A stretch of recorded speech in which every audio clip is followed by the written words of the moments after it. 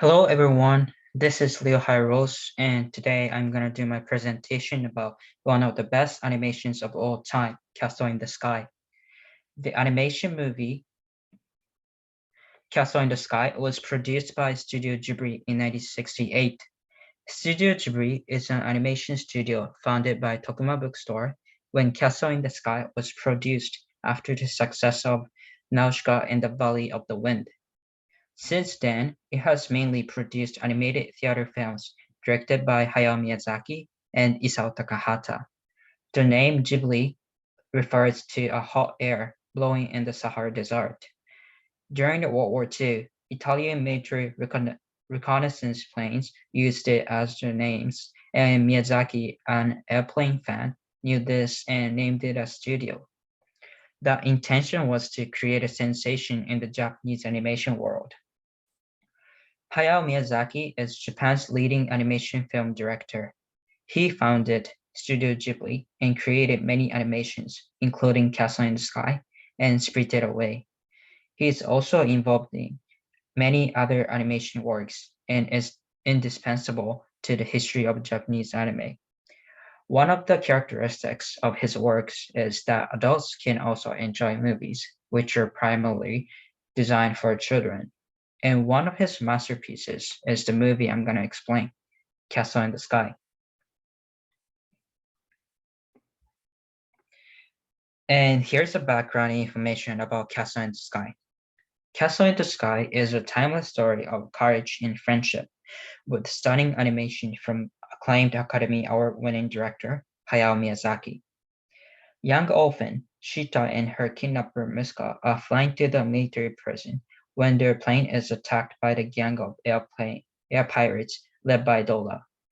Escaping from the mid-air collision via magic crystal around her neck, Shita meets fellow orphan Pazu, and the pair join forces to discover the mystical floating city of Lafta while being pursued by both Miska and the pirates, who lust for the city's myriad treasures.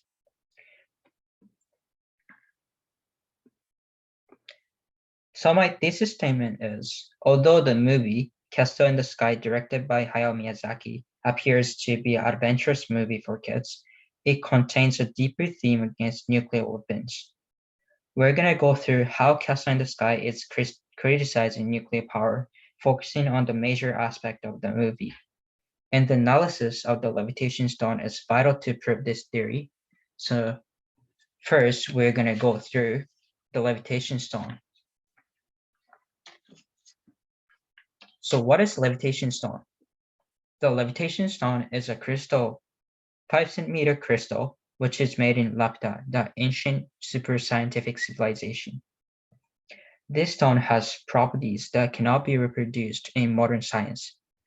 For example, levitation stones cannot be assembled. In the movie, besides the levitation stone, robot soldiers appear as weapons of Lapta civilizations. However, as you can see on the slide, robot soldiers are divided into the parts and can be assembled, but the levitation stone is a piece of crystal and you can't see any joint surfaces. In other words, it was created with advanced technology compared to the robot soldiers in Lapta civilization. It can be inferred that it has a voice recognition function because it responds to Shita's voice, and it also has a genetic authentication function, considering that it can distinguish the heir to the throne of the Lafta.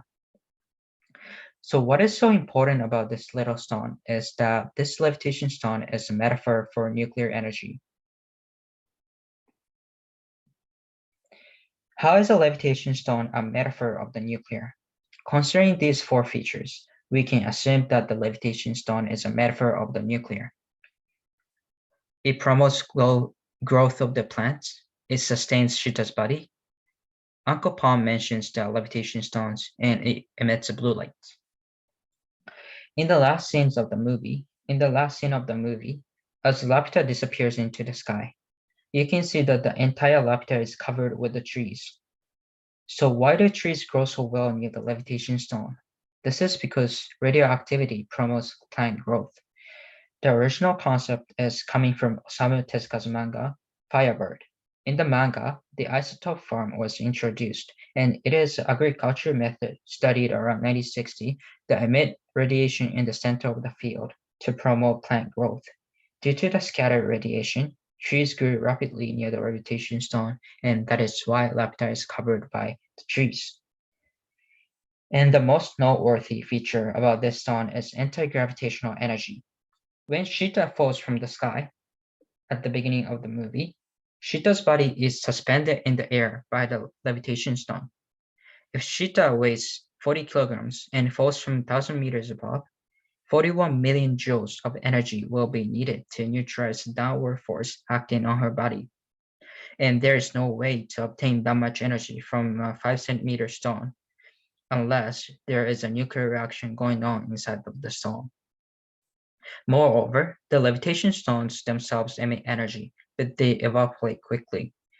Uncle Palm says it's a tremendous technology, but it's something that humans shouldn't touch, which seems to imply nuclear power. Furthermore, the blue light emitted by the levitation stone is Cherenkov radiation.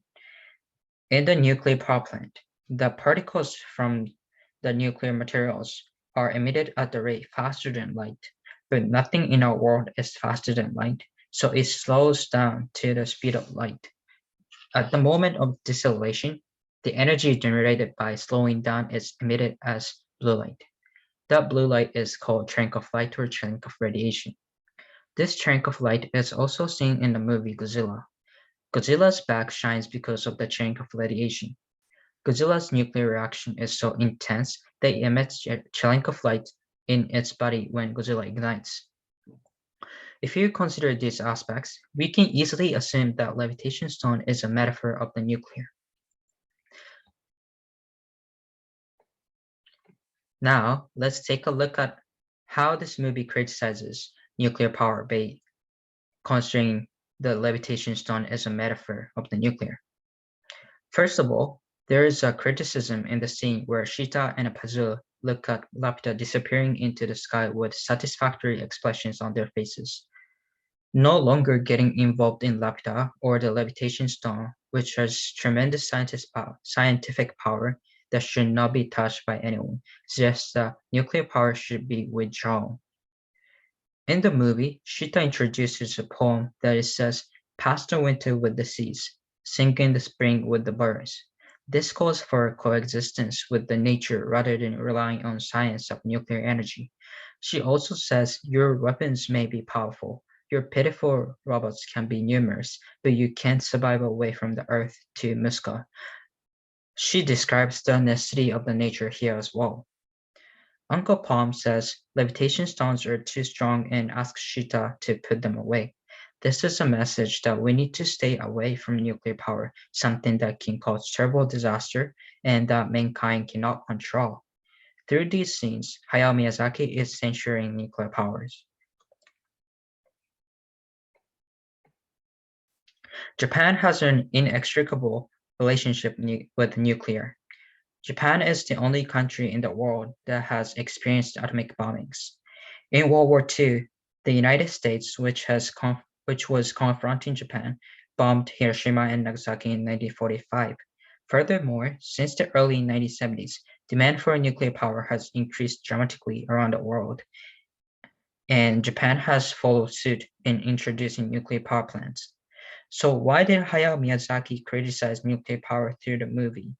There are two main reasons for this. This is because Japan cannot oppose nuclear development due to diplomatic relations with the United States, and Hayao Miyazaki likes to keep his messages from being conveyed to the audience. After the defeat of World War II, Japan came under the command of GHQ, and many US bases, mainly in Okinawa, still exist to defend against North Korea. Besides military alliances, Japan, which relies economically on the US market, has no choice but to obey the US. Therefore, it is impossible to openly criticize nuclear weapons, but only through arts. Thus, the director who lived through the war wanted to criticize the tragic experience of the war and the surge in nuclear power plants since the 1980s through the movie Castle in the Sky. So the conclusion is, the movie depicts critical themes about nuclear power. However, children can also enjoy it as fantasy adventure animations. And here are two questions I have for you guys. The first question is, would you agree with Hayao Miyazaki that we need to eliminate nuclear power? And the second question is, what themes do you think other Ghibli movies have? So please think about these two questions. And that's it for my presentation. Thank you for listening.